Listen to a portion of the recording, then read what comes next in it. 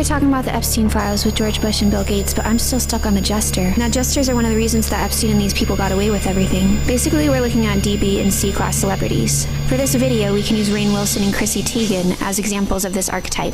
Allegedly, Rainn Wilson released disturbing tweets talking about harming children in 2009 and 2011.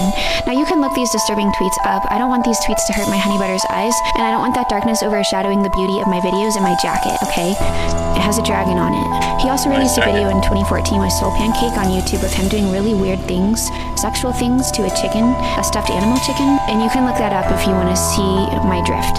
Chrissy Teigen is also known for having written really disturbing tweets about children.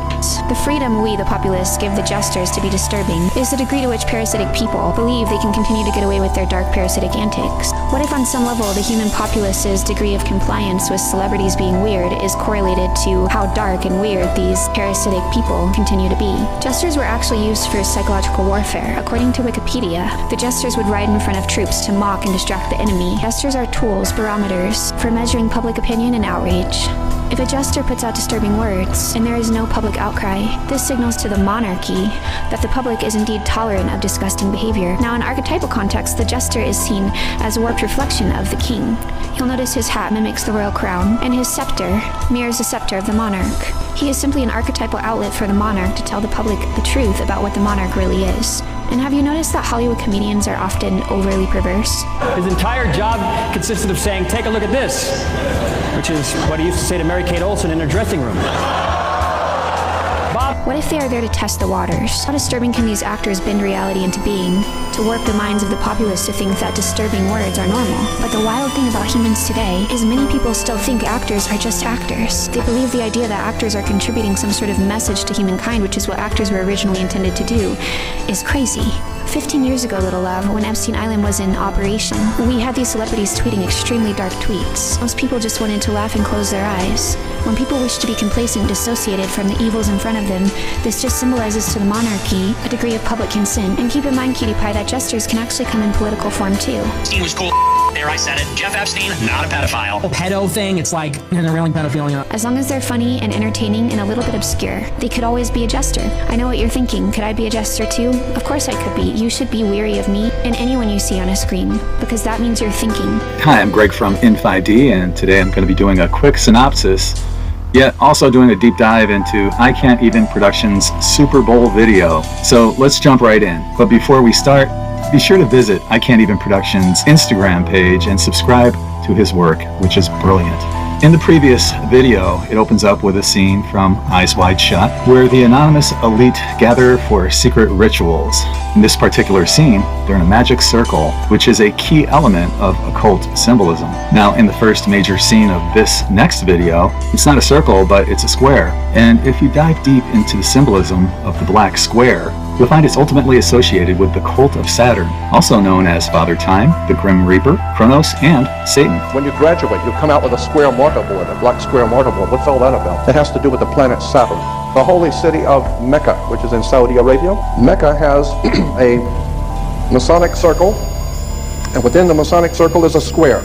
It's called the black square. That's why priests wear black. That's why judges wear black robes. Why do you think a judge wears a black robe? He wears a black robe because when you used to graduate from university, you wear a black robe. Black robes represent the priesthood of the planet Saturn. As Jordan Maxwell says, the true meaning of graduation is gradual indoctrination. Yet most every religion has direct ties to Saturn.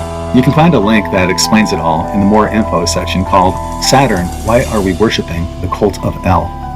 So he then jumps on a stadium platform lift and is brought to the scene of this year's Super Bowl, specifically highlighting the New England Patriots team, featuring Coach Mike Vrabel. Pay attention to the Patriots.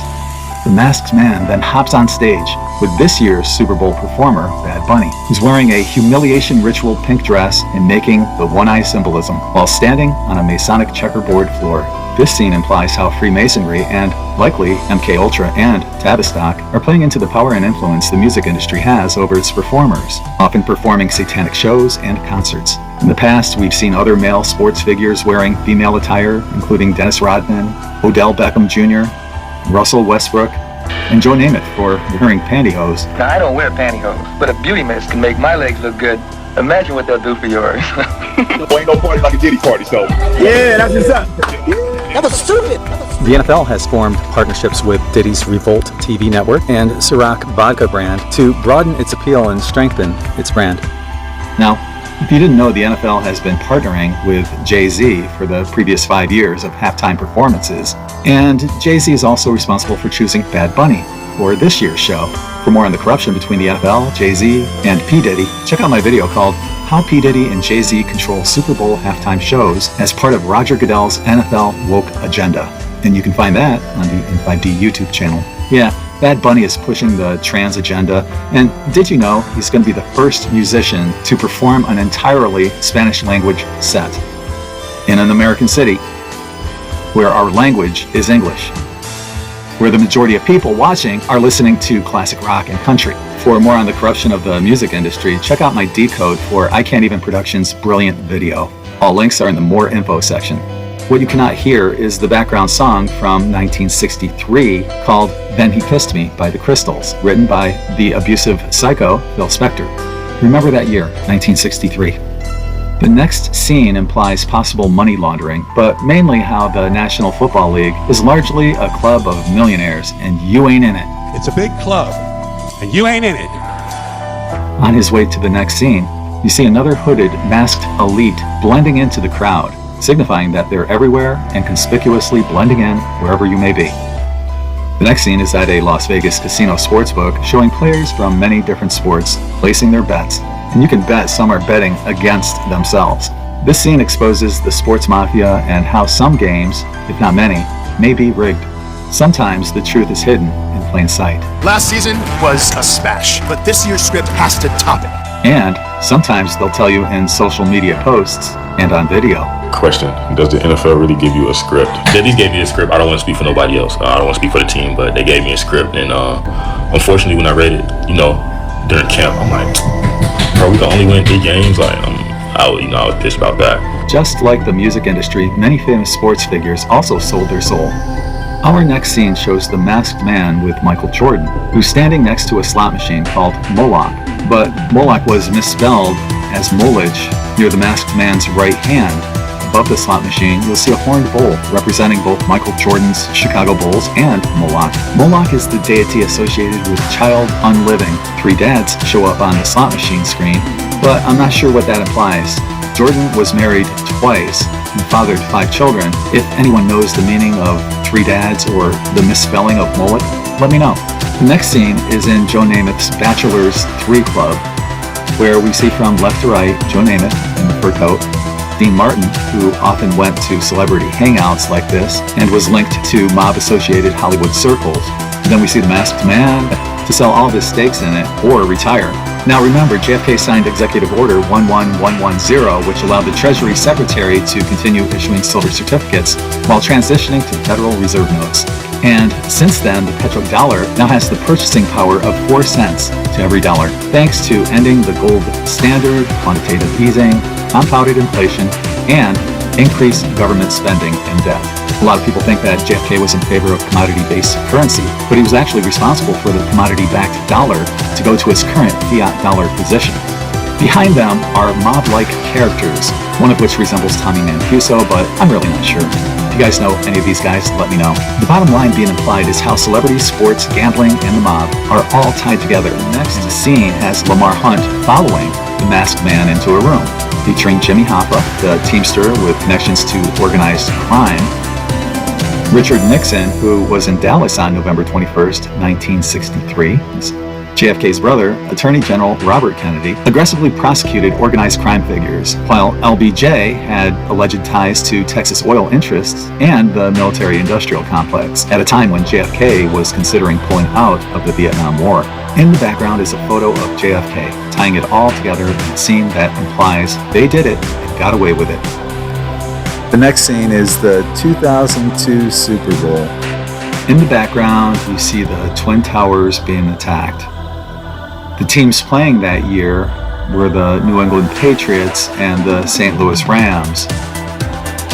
The scene then moves to Tom Brady and the Patriots celebrating their Super Bowl victory. The masked man then takes a few steps over to pose with George W. Bush, who's holding papers for the Patriot Act. What a coincidence. The scene implies getting the world to align with the Patriot Act. not just the United States, but in the name of globalist agendas. Remember when he said this? Let us never tolerate outrageous conspiracy theories concerning the attacks of September the 11th. Malicious lies that attempt to shift the blame away from the terrorists themselves, away from the guilty. Yeah, like this, or this, or this, boosted a total of 6 times, or this. Position where we see a locker for DHS, the Department of Homeland Security, Border Patrol, and ICE in full camo, vests, baklavas, face masks, helmets, gloves, and some with rifles or sidearms.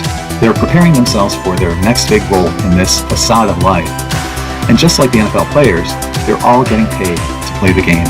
Surrounding them, 3 different Super Bowl Roman numbers are shown, with the numbers representing Super Bowl 54, featuring Lamar Hunt's Kansas City Chiefs beating the San Francisco 49ers, Super Bowl 53, where the Patriots beat the Rams, and Super Bowl 52, where the Kansas City Chiefs beat the Philadelphia Eagles, all brought to you by George Bush and the Patriot Act.